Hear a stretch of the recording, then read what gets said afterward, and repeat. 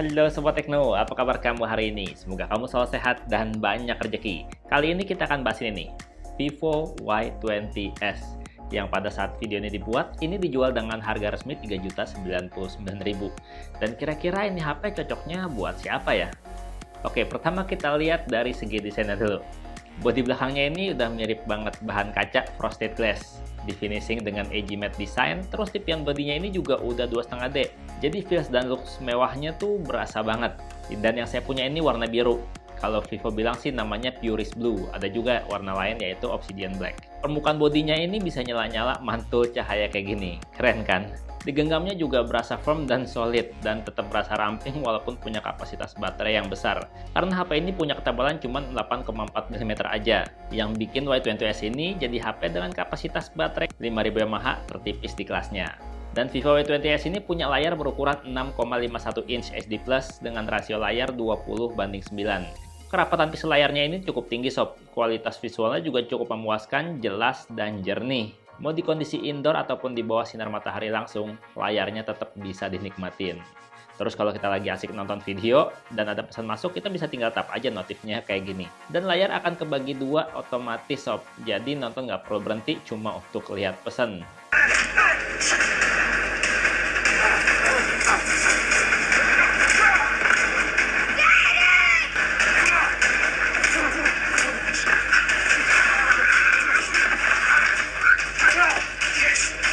Bodi belakang Vivo Y20s ini mulus cakep tanpa sensor sidik jari sob, karena sensornya yang ultra fast side fingerprint ada di sisi kanan HP, jadi satu sama tombol power.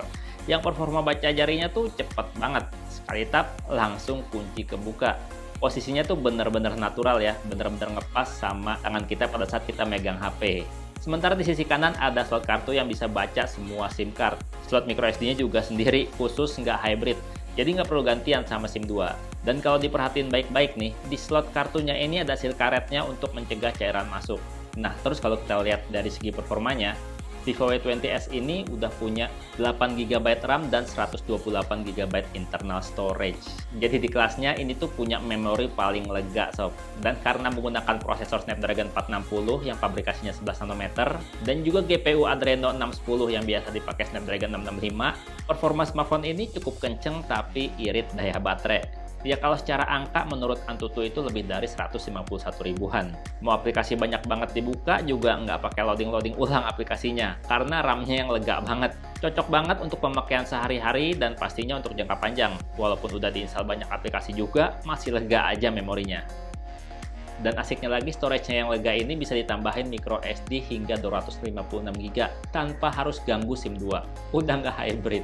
Dan kalau buat main game COD mobile juga masih cukup asik dengan settingan grafis bisa mulai dari low high, medium high, dan high high. Dan kalau buat main dengan settingan grafis low high sih aman lancar aja sob. Masih asik, masih enak. Terus kalau dipakai buat main Genshin Impact, game yang lagi viral saat ini, HP ini paling enak ya main di setting grafis apa adanya aja. Nggak usah diubah-ubah, grafis low dengan frame rate 30 fps. Dan performanya sih berasa agak berat ya, kurang smooth dan berasa suka drop frame kalau lagi berantem sama musuh atau lagi lari-lari dekat pohon. Ya tapi kalau diterusin buat main sih masih cukup nyaman ya sob. Ya pokoknya masih cukup asik lah buat mainin game Genshin Impact ini.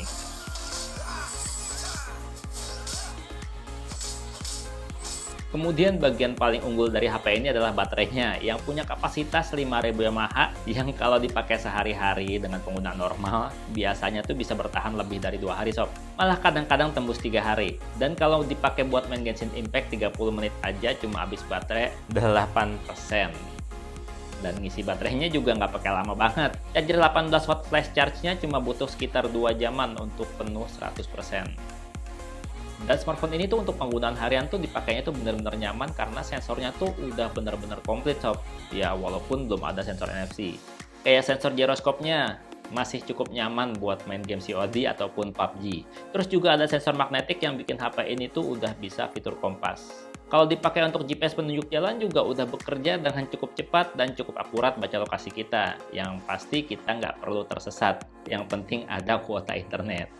Dan kalau ngomongin fitur juga udah lengkap sob, karena HP ini udah pakai Vantage OS versi 10.5 yang udah berbasis Android 10. Jadi udah bisa pakai fitur dark mode atau mode gelap yang bikin HP ini lebih nyaman dipakainya. Disediain juga Time Store untuk ganti-ganti gaya smartphone supaya HP kita bisa tampil beda. Dan juga masih disediain FM radio yang mesti harus pakai headset untuk jadi antena radio. Terus kalau kita ke menu setting, ada nih pengaturan dynamic effect yang bikin kita bisa ganti-ganti gaya animasi saat unlock telepon atau saat pakai facial recognition, dan juga animasi saat HP ini di charge. Jadi kita bisa pilih aja gayanya mana yang kita suka.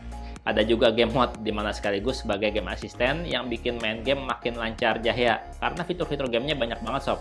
Kalau main PUBG nih, ada fitur yang namanya 4G vibration yang bikin main game ini tuh berasa lebih real karena ada efek-efek getar selama main. Banyak deh fitur buat main gamenya. Terus HP ini juga masih punya app clone untuk menggandakan aplikasi sosial media dan juga chatting. Jadi kita bisa aktifin 2 user aplikasi chatting di satu HP ini. Terus buat kamu yang suka selfie, Vivo Y20s ini masih nyediain kamera depan 8 megapiksel dengan aperture f1.8. Bukaan lensanya lebar sob.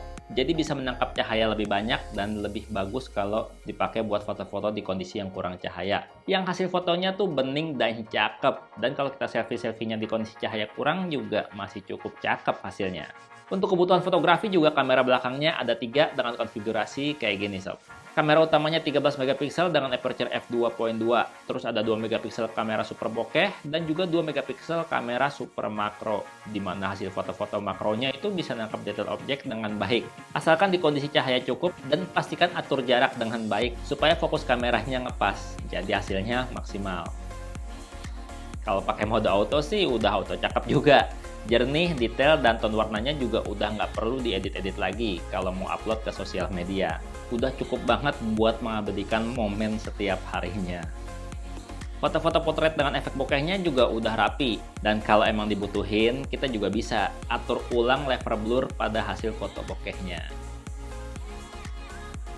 Kayak gini nih sob, hasil rekaman video menggunakan Vivo Y20s. Di sini kondisinya agak-agak berangin ya. Jadi kalau ada suara-suara angin mohon dimaklumi.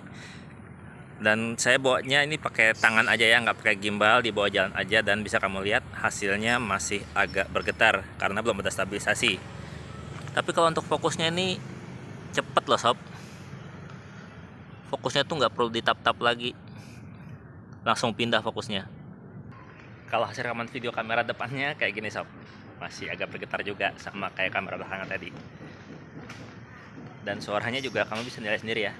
Di sini posisinya berangin, lagi mendung-mendung gitu habis hujan tadi, dan anginnya lumayan gede.